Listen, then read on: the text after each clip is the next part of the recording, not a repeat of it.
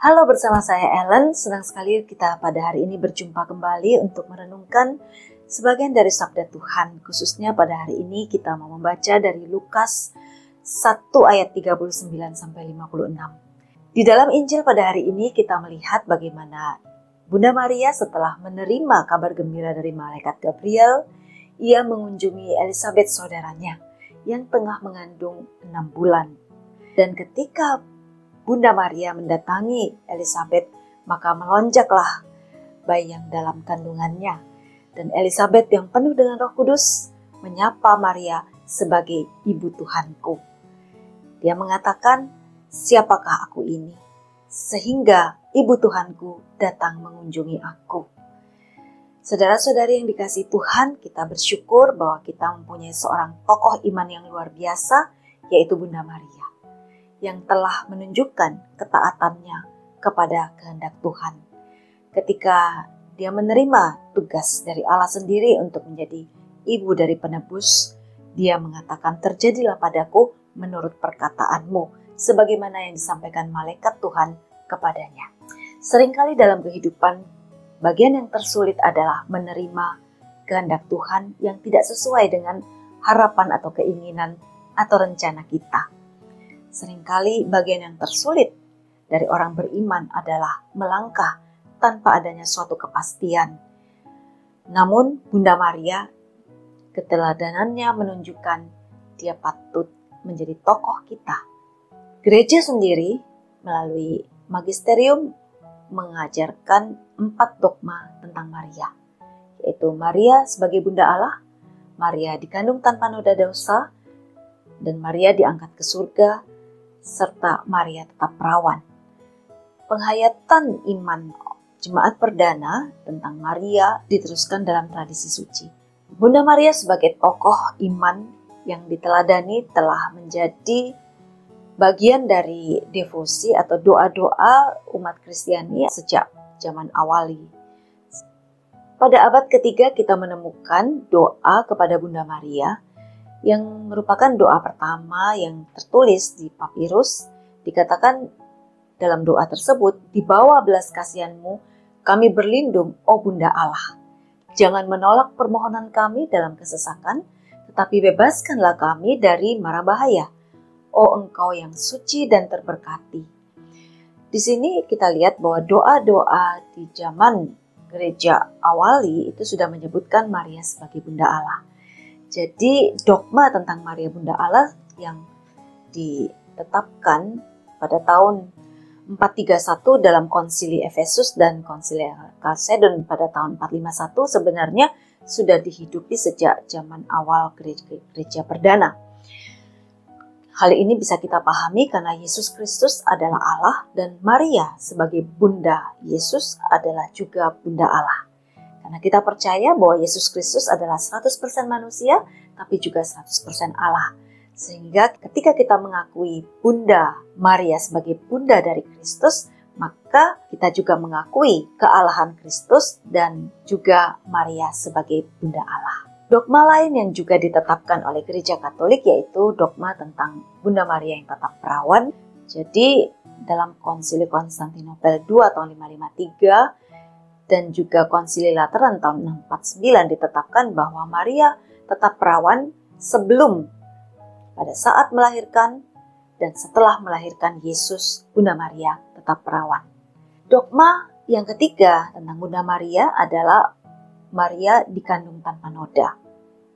Jadi Kristus sebagai Mesias, dia adalah tanpa dosa, dan ini mensyaratkan juga kekudusan dari bundanya. Kapan Bunda Maria tidak berdosa? Kalau kita melihat dari Mazmur 139 ayat 13 dikatakan bahwa kehidupan itu terbentuk sejak dalam kandungan. Jadi Maria tidak berdosa sejak dia masih ada dalam kandungan ibunya. Oleh sebab itu ditetapkan dogma tentang Bunda Maria yang dikandung tanpa dosa pada tanggal 8 Desember tahun 1854 oleh Paus Pius ke-9 dalam Konstitusi Apostolik Ineffabilis Deus. Jadi karena Maria dikandung tanpa noda dosa, dia juga tidak mempunyai dosa asal dan tidak mempunyai kecenderungan dosa, sehingga dia juga tidak berdosa sepanjang hidupnya. Sedangkan dogma Maria diangkat ke surga ini juga dapat kita pahami karena Bunda Maria yang bebas dari noda dosa asal dan dari kecenderungan dosa serta dari perbuatan dosa sepanjang hidupnya, dialah orang beriman yang menerima janji Kristus akan mahkota hidup abadi. Dikatakan dalam Wahyu 12 ayat 1-2, maka tampaklah suatu tanda besar di langit, seorang perempuan berselubungkan matahari dengan bulan di bawah kakinya dengan sebuah mahkota dari 12 bintang di atas kepalanya. Di sini menunjukkan perempuan memang secara alegoris dapat diartikan juga sebagai gereja yang melahirkan orang-orang beriman, namun juga secara harafiah bisa menunjuk kepada pribadi Bunda Maria sendiri. Dan dogma Maria diangkat ke surga ini dinyatakan oleh Paus Pius ke-12 tanggal 1 November 1950 dalam Munificentissimus Deus.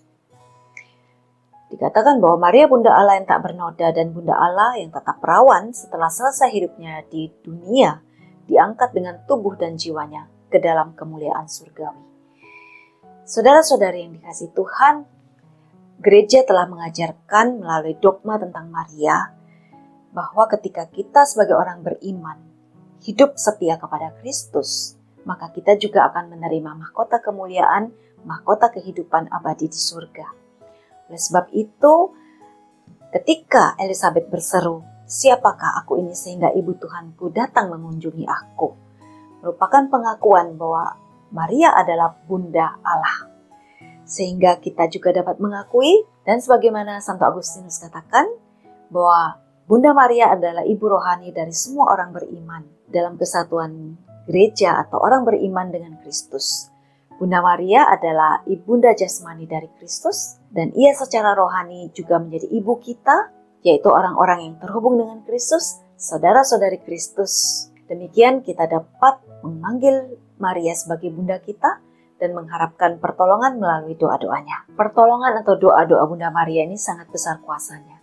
Kalau di dalam 1 Timotius 2 ayat 1-2 kita diminta untuk saling mendoakan, dan juga dalam Yakobus 5 ayat 16 dikatakan bahwa kita diminta untuk saling mengaku dosa dan saling mendoakan supaya kamu sembuh. Doa orang yang benar bila dengan yakin didoakan sangat besar kuasanya. Apabila kita orang-orang yang hidup di dunia ini juga saling mendoakan, biasanya kita mendoakan keluarga kita, anak kita, pasangan kita, saudara-saudari atau sahabat kita yang membutuhkan doa, dan doa-doa kita juga banyak yang dikabulkan oleh Tuhan. Padahal kita masih banyak kelemahan dan kita juga belum sempurna di dalam kasih. Apalagi doa Bunda Maria yang telah sempurna di dalam kasih. Doanya akan sangat besar kuasanya bagi kita yang meminta pengantaraannya. Oleh sebab itu, sebagaimana Yesus telah memberikan ibunya bagi kita, murid-muridnya, ketika dia mengatakan di salib kepada murid yang dikasihinya, "Inilah ibumu, ibu inilah anakmu," demikianlah juga kita menerima Maria sebagai ibu kita untuk kita kasihi, kita hormati, dan kita teladani. Tetaplah setia untuk berdoa, dan Bunda Maria adalah teladan iman bagi kita, dan kita juga bisa mendapatkan banyak kekayaan rahmat Tuhan yang disediakan oleh Allah melalui perantaraan doa-doa Bunda kita, Bunda Maria.